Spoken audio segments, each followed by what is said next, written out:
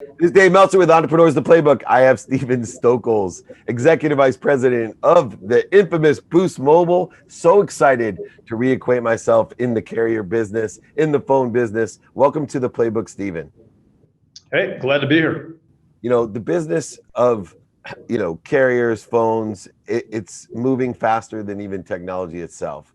Every day there seems to be another player or merger or some sort of acquisition or a different technology that changes the whole landscape of your business. But yet you've been able to create some of the firsts within an extraordinary company. You guys are doing so well. And the first thing I want to talk about is the bundled privacy offering that you created, the first ever. What was your impetus, the catalyst of why you thought this would work? Yeah, that's a good question. And to answer that, you actually got to go back to my time before running Boost. So I actually started a company called Freedom Pop 10 years ago. It was the first digital-only wireless MVNO. Raised over $100 million, grew it and sold it. But coming from that space, coming from that background, what we did to make that successful is that Freedom Pop was a freemium play. We gave away free data, voice and text, and what we did is we sold value-added services on top of it. And fortunately, we were good enough to convert enough users where we could subsidize all the free guys. A classic freemium model. So coming into Boost is 1,000 times the scale. You're talking about the fourth largest provider now behind T-Mobile, Verizon, and AT&T. We're coming in with massive scale. So I'm basically taking a very similar playbook that was successful in the digital-only space. It was very kind of cutting edge at the time, and it continues to be in the wireless space, and say, look, if we're going to differentiate, we're not going to outspend Verizon, right? We're not going to outperform Verizon. If you look at, you turn on the TV and watch the NBA playoffs like I've been doing the last couple of nights, I mean, everyone's got the fastest network, and everyone's got the best price. So I don't know who has the fastest, I'm in the space. I don't know if T-Mobile, Verizon, AT&T's claiming it now. So you got to cut through the noise, especially for sort of the challenger. We're a challenger here. Like, we're the fourth largest, but there's a big gap between us and number 3, which is AT&T right now. So how do? You got to differentiate. And we look at it from the perspective of, look, we've got a relationship with the customer. We want to offer services above and beyond voice, text, and data. And to be honest with you, the beauty here is the parent company, Dish, is building its own 5G network and has no revenue coming through it right now. So whereas T-Mobile or Verizon might have billions, hundreds of billions coming through their network, we got nothing to sort of lose. So if ARPUs today in the industry are 45, and we're able to bring them down to 20, that's all gain for us, and that's a lot of losses for those guys. So we can be a true disruptor here. So when I look at it, getting back to your question, the bundles, you look at it and say, look, how can we really differentiate? Like, there's 4 things consumers care about in our world, at least, current Boost customers, right? One is privacy. That's a macro trend. Privacy is becoming increasingly important. So we said, how can we give consumers more privacy? Privacy from apps like Facebook or whatever it might be, privacy on the mobile device. These are very easy to hack.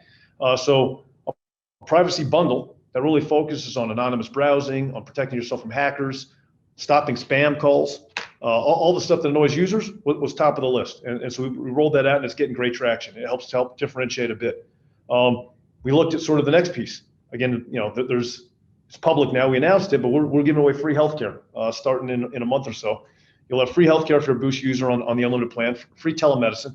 Access to a doctor 24/7 anytime you need an actual live doctor or an AI diagnostics, but a live doctor, you can get that free. Because again, that was something our customers wanted. Telemedicine's taken off over COVID. You're coughing. Have you gotten vaccinated yet? Yeah, I've been triple vaccinated, but yeah. No. Good thing we're on the video anyway. I started getting nervous. But point, so point is, like, you're coughing, you want to get access to a doctor. Now on your Boost phone for free, no additional charge, you can go ahead and get access to one of over 300 top tier licensed doctors with our partners. So those are the way we're kind of looking at it. How can we actually add services that traditional carriers don't really think about? They think about, hey, we own, we're going to do something with Disney. We own Disney. We're going to, or that kind of thing. And we're looking at it like, what do consumers really want? What do they not have today? Everyone's got Netflix for the most part. So if you're offering Netflix or discount on Netflix, what you're really doing is maybe saving a buck or two at best case. But everybody doesn't have access to a doctor right now. They want that. We announced DraftKings last week. So we're actually doing a bet with Boost, right? So the third vertical, sports entertainment, is blowing up. Betting is legal in 14 states. It's going to be legal in twice that, probably by the end of 2023. You look at betting, you look at sports, fantasy sports, sports entertainment. It's a massive market. Again, it hasn't crept into our demographic yet. A lot of these people are sort of underbanked cash. And so we're opening it up to bring betting to Boost customers. And we're doing fun stuff too. Like Why can't your wireless carrier be fun? So you can win $100,000 if you guess the number of points in the NBA Finals. So take that kind of thing. So that's kind of how we're looking. We want to really differentiate. We want to bring value to the customers above and beyond voice, text, and data. And really, if you think about it, we've got nothing to lose. It's a commodity at the end of the day. Like I said, everyone's got the fastest network. I look at it and say, it's a commodity. Users shouldn't be paying for that at all at the end of the day. They shouldn't be making a decision based on, $40 a month for unlimited voice, text, and data. It should be $40 a month gives me, actually it should be a lot less than that. $20 a month gives me a voice, text, and data, but also gives me healthcare. It gives me the ability to kind of enter contests every month. It gives me privacy, right? It gives me a banking relationship, whatever it might be. So that's how we're looking at it to really disrupt. And you have graduated from Cal. You are someone who thinks outside the box, obviously, including, designing a kid-safe smartphone with your son that lets them play online. I can tell through your career, you have evolved of understanding markets, market makers, and the buy and sell side, and the commoditization has occurred since the 90s. I know we were jesting how old I am from being the CEO of the world's first smartphone to where we are today, but it was a race to the bottom in 1999 when we had flip phones and people didn't even know that that voice was data itself. They didn't even know how to build for data. When we came with the CE browser, they're still stuck on the IOTA browser, figuring out how exactly they're going to build for data. And we were trying to tell them, look, voice is data. I'm a little bit confused. But you have been through, since the 90s yourself, a variety from Accenture, which probably laid a great platform for you to understand the consultation side and the strategy side of business. But in the end, you use your emotional intelligence in your simplistic understanding with the complex situational knowledge you have to deliver what people want. And I think, one of the detriments that I see with those large carriers, and they've always been there, is they almost outthink themselves. They, like you said, the big names, the big partnerships, but yet you're dealing with what people want. And whether it's gaming, gambling, I ran the most notable sports agency after Samsung. So Leigh Steinberg Sports, a big Cal guy, you may know him. We use sports as a bug light. And it seems to me you figured that out in the phone business, how to use sports as a bug light to build a community, because the commoditization of the service, eventually people do figure it out, as they had, with television service, for example. So for you, what's next? I mean, you're right on top of the cutting edge. You have this big partner, this big parent company with Dish. What's next do you see? Because you're hitting all the different areas. Is it crypto, or CBD? How and what are you going to do next to continue to be ahead of the curve? Well, so first off, I got to give you some compliments because you did your research. If you found the kid phone we launched with my son at the time, that's doing some research, because it didn't get a lot of traction, that phone, unfortunately. Yeah, but it's a great idea. And two, you set that mindset. I think, I started coughing the minute you started about telehealthcare. I was going to call in on my Boost phone and get a doctor real quick. So that's awesome. Yeah, to answer your question, you kind of hinted at it. You talk about sort of where voice was 20 years ago, right? People, if you remember, it was like 500 minutes for $50, right? Voice was, at the time, that's what you were paying for. And then, voice and text. And now you look at it, voice is free. Essentially, you're paying for data. Voice is an afterthought. It's expected to be free for the most part. And that's where data is going.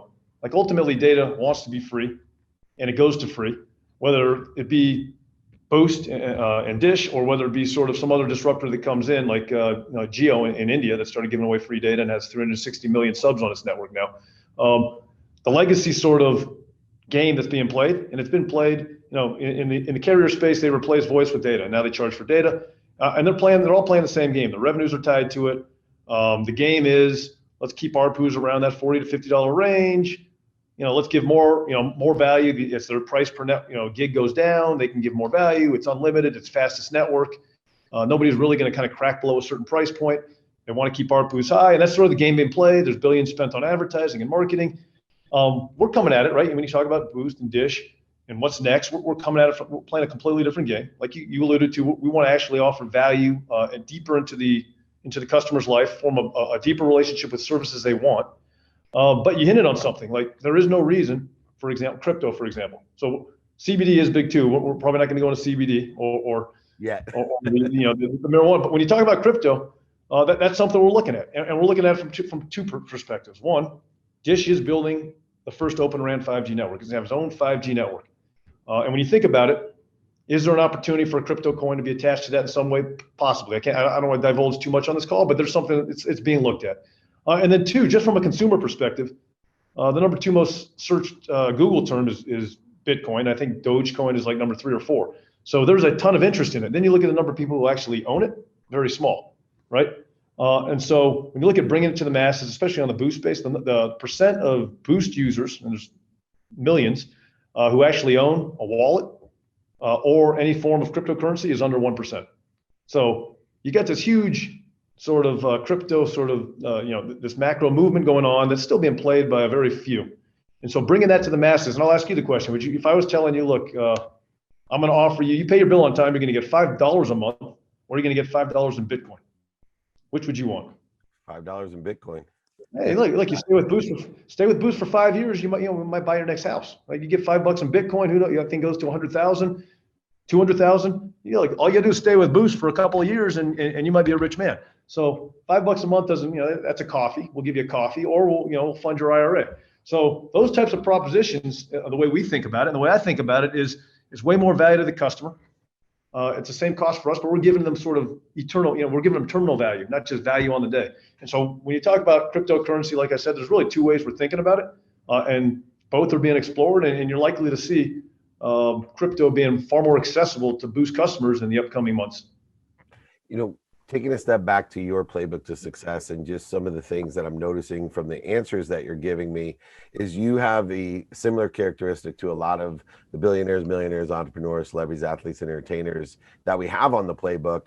And it's something that is really revolving around radical humility. You do 2 things, and I was wondering if you could comment on the effect of it. One, the radical humility causes you to illuminate and be very transparent, where I get a lot of executives that don't hold the same philosophy. They're overselling, back-end selling, lying, manipulating, sometimes even cheating their way around what they're trying to say, where you're very transparent and illuminate kind of just, hey, here's the way it is, and no bones about it. This is what we deal with.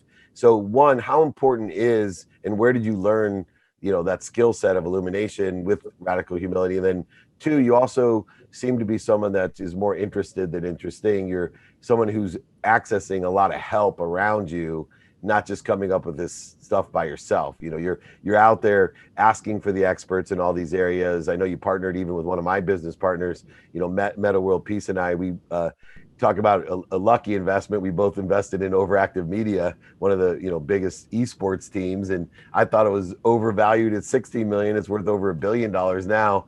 And you seem to have those same qualities. Where does that process of illumination, where did you learn that, and how do you apply that transparency to internal and external things like we're doing today? Yeah, that's a good question. First of all, I'm pissed off Meta didn't bring me into that deal. Other ones, but all the rest of my friends. I only went in because my 6-year-old told me that esports was going to be big. Yeah. Because the other deal, he brought me into some other deals. They haven't gone up that much. So now I'm going to hit him up after this. But I think blame me. No, I mean, to answer your question, which is, by the way, I like how the question leads with flattery. That puts me in a good sort of position to answer it. But I think, I don't know if you learn it, or so there's a cause versus sort of a cause versus correlation thing here. So it may be that some of these people just have that quality that you're talking about, and hence they're successful. So I don't know that it's so much learned outside of the fact that I've been around a lot of sort of successful people myself as I've come up. Look, I started my own companies, and in doing so, you're dealing with billionaire venture capitalists. You got people on your board who are very successful because you want to tune it. So you're around a lot of that, and it is a quality that a lot of people who are successful, at least in that fashion, have. But I also think there's something innate. You either kind of have it, you don't. Like the chairman and founder of Dish, Charlie Ergen, definitely very much of that sort of ilk. So I think it's one of those kind of qualities that you might have a little bit of an innate, and then it sort of gets fueled by the people you hang out with. And at the end of the day, it's a personality type. I will say, the more success you have, the more direct you can be, right? So if you're Elon Musk, you can say whatever the hell you want to say, right? And it applies in sports too. Look, if you're winning Super Bowl after Super Bowl, you can wear a hoodie and a cut-off sweatshirt on the sideline like Belichick, right? If it's your first year in the league, I don't think you're gonna be buttoned up. So I think you can be a little more direct, you can be a little more honest, you can be a little more sort of transparent. Also, when you earn that right based on success, I've earned some of that, not nearly as much as some of the names I've mentioned, but there's some of that as well. And most of those people also have one other similarity. It's elevating others to elevate themselves. Even with Freedom Pop to what you're doing today, it's really about, bringing more goodness to the world. I'm on a mission to empower over 1 billion people to be happy.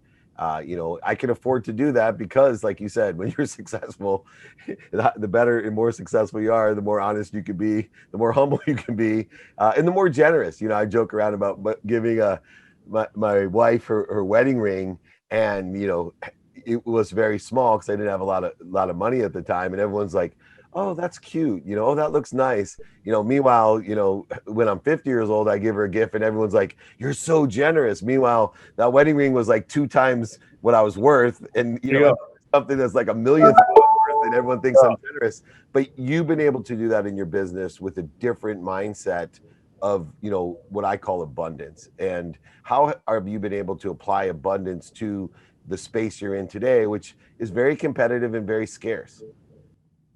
Yeah, it's a damn good question, right?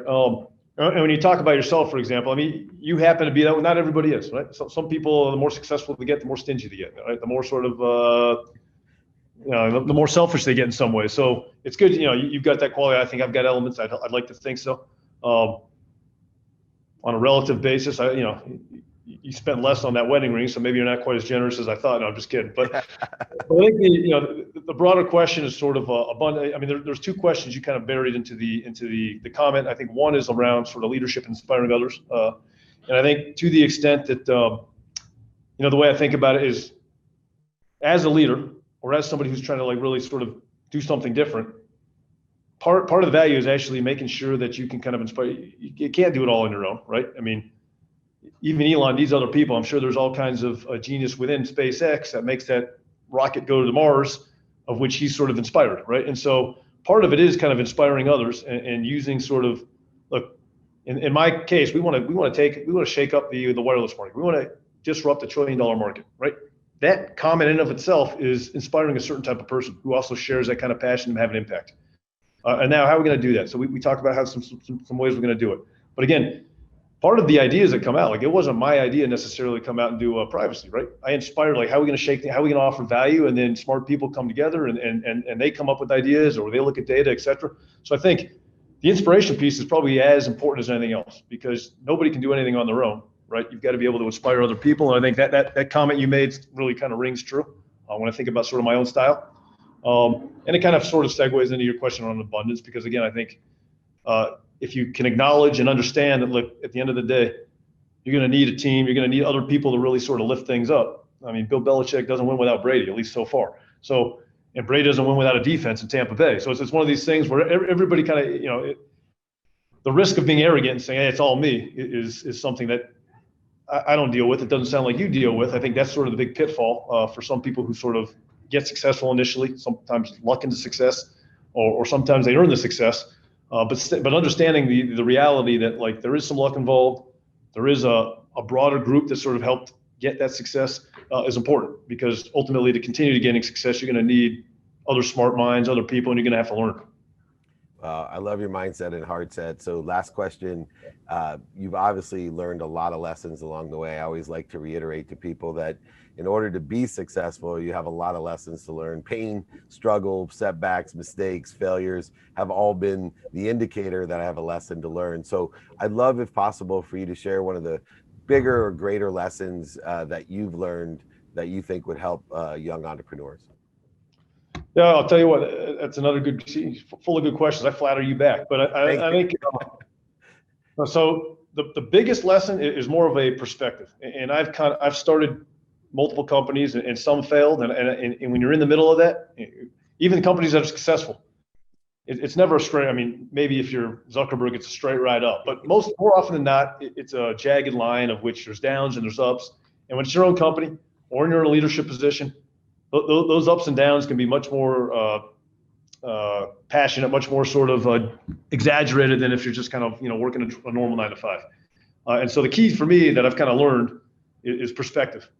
And when I say perspective, what I mean is understanding that, look, when things are going down, You can do things to turn it around, right? And being able to set and being honest with yourself and intellectual honesty to say, like, what are we doing wrong? Not get wedded to an idea, being able to kind of pivot quickly. Having that perspective allows you to sort of maneuver quickly. Again, I'll use another sports analogy. If you're getting your ass kicked in a sporting event and you're just and you just keep going and doing the same thing, don't expect another result. But if you're sort of aware enough, elevated enough to know, hey, sometimes guys get hot, sometimes they get cold. Let's change this around. Let's change that around. I think that helps you get out of those divots. And then, like, conversely, when things are going great, you can't get complacent, right? When things are going great, it's about making sure that, like, hey, it's going well. Let's enjoy that a bit, but we got to make sure we stay ahead, keep that momentum as long as we can, right? And so I think, again, just having gone through failures, through ups and downs, I don't get too worked up now when things are going poorly. I don't get too sort of overexcited when things are going great, and just kind of having a level head and making sure, and that allows me to make sure that you can kind of manage effectively and you can kind of see the forest through the trees. And ultimately, that's what it comes down to. Like, that's the difference between a successful executive, is being able to see that forest through the trees, and somebody who's too buried in the mud to be able to kind of lift up and do the right thing. So that's it's kind of an esoteric answer, but to me, that perspective is something I wish I had earlier in my career. I've earned it and learned it over the last decade, but it serves me well now. And hopefully it can serve other people who don't have to kind of go learn it the hard way. Yeah, and you definitely give meaning to everything you see, changing the way you look at things. The things you look at are changing. The interesting thing too is, it must be nice to be a $1 billion company and be the little guy in the space who has nothing to lose. I picked that up as well. I think that's pretty cool. Anyway, there has been some great lessons and great playbook. I particularly appreciate your transparency, the illumination of the real deal, the real status of the business, and your ingenuity will absolutely compel and propel you, I think, to be one of the bigger competitors in the space as that 5G network is launched. And I didn't even realize, if somebody can provide free healthcare from your phone service, and I'll be the first to sign up for that Bitcoin. So make sure you reach back out to me, and let's talk to Meta about getting you on board we're going IPO with our overactive media. So maybe we can put you in the family and friends pre-IPO. Now you're talking. By the way, check out that Instagram. He's got the boost gear all over it. So yeah, man, he is a great partner to have, and you're a great executive. Well, this is Dave Meltzer with the incredible Steven Stokols, Executive Vice President of Boost Mobile. Keep your eye on Boost, because they absolutely have the right perspective in how to do business and how to treat their consumers and build a community.